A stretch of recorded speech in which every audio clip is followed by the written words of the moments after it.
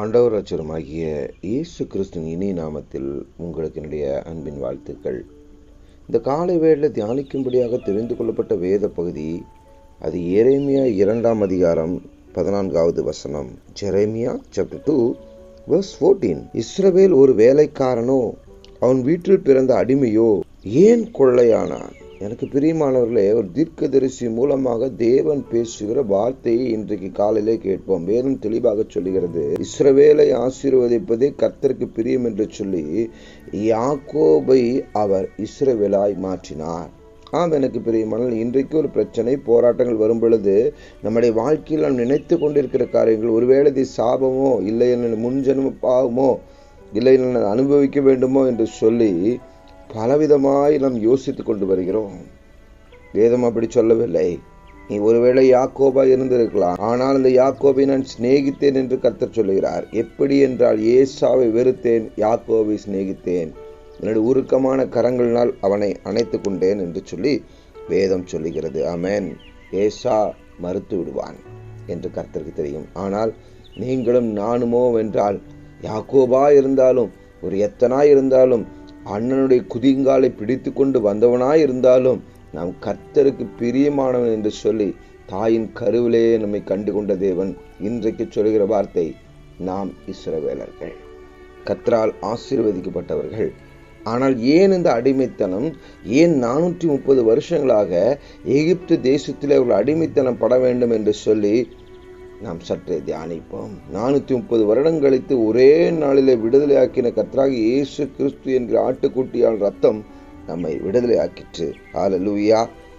வேதம் தெளிவாக சொல்லுகிறது, 2ஆம் அதிகாரத்திலே 17வது வசனம் எரேமியாவிலே, உன் தேவனாய கர்த்தர் உன்னை வழியிலே நடத்தி கொண்டு போகும் காலத்தில் நீ அவரை விட்டு போகிறதனால் அல்லவோ இதை உனக்கு நேரிட பண்ணினார்.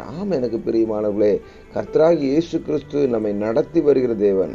வழியிலே நாம் அவரை விட்டு விடுகிறதுனால், சுய புத்தியின்படி சாருகிறதுனால், தேவையில்லாத காரியங்களுக்குள்ளாக இறங்கிக் கொள்ளுகிறதுனால் நாம் அடிமைத்தனத்துக்குள்ளாக சிக்கிக் கொள்ளுகிறோம்.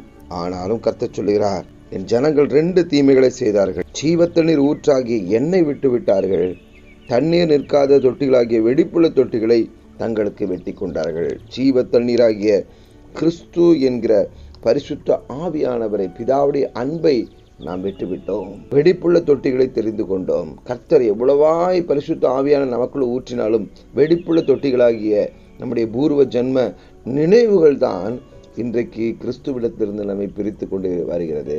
ஆகவே நான் ஒரு அடிமை அல்ல, நான் ஒரு வேலைக்காரன் அல்ல, நான் இஸ்ரவேல், நான் கர்த்தருடைய முதல் பலன் என்று நாம் சொல்லி கர்த்தரை ஆராதிக்கும் பொழுது, கர்த்தர் தாமே மீண்டும் ஒரு விசை கல்வாரி சிலுவையிலே சிந்தின ரத்தத்தின் மூலமாக நம்மை விடுதலை செய்து ஜீவ கரையில் சேர்ப்பாராக. கண்களை மூடி ஜெபிப்போமா? அன்பின் பரலோக பிதாவே, இஸ்ரவேல் ஒரு வேலைக்காரனோ, அவன் வீட்டில் பிறந்த அடிமையோ பின் ஏன் கொள்ளையானான் என்று சொல்லி பார்க்கும் பொழுது, அப்பா, நீர் நடத்தி வருகிற வழியிலே அந்த வழி மிகவும் கடினமாக இருப்பதனால ஒருவேளை நான் முறுமுறுத்திருக்கலாம், இல்லை தேவனை சபித்திருக்கலாம், இல்லை மற்றவர்களை காயப்படுத்திருக்கலாம்.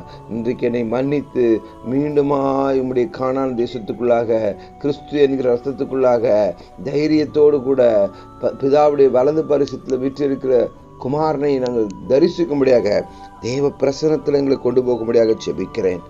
மீண்டும் ஒரு விசை நான் இழந்த அபிஷேகம், மீண்டும் ஒரு விசை நான் இழந்த வைராக்கியம், ரட்சிக்கப்பட்ட நாளில் இருந்த தைரியத்தை எங்களுக்கு தரும்படியாக, அதிக நேரம் அந்நிய பாஷையில் பேசி பரிசுத்த ஆவியானவர் இடைப்பட்டு வேத வசனங்களை தியானித்து உம்மை நோக்கி பார்க்கும்படியாக, கிருபை பாராட்டும்படியாக செபிக்கிறோம். பொன்னகரை ஒளிந்து போனானே, சாத்தான் ஒளிந்து போனான், அவன் தோற்கடிக்கப்பட்டவன். எனக்கு கொடுத்த அதிகாரத்தின்படியே இயேசுவின் நாமத்தில் அநேகரை கிறிஸ்துவுக்குள்ளாக மாற்றும்படியாக ஒரு அபிஷேகத்தை மீண்டுமாய் தந்ததுக்க நன்றி. கர்த்தருக்குள் மகிழ்ச்சியா இருப்பதே என் பலன சுவாமி. நீர் அப்படி நடத்துவதற்காக நன்றி. பொறுப்படுத்திக் கொள்ளுங்க, பாதுகாத்துக் கொள்ளுங்க, இயேசுவின் நாமத்தில் நல்ல பிதாவே, ஆமென். எனக்கு பிரியமானவர்களே, இம்மானுவேல் லிட்ரேச்சர் சர்வீஸ் மூலமாகவும் king line of Judah prophetic மினிஸ்ட்ரியின் சார்பாகவும் நான் உங்களை கிறிஸ்துவுக்குள்ளாக வாழ்த்துகிறேன். தேங்க்யூ. God bless you.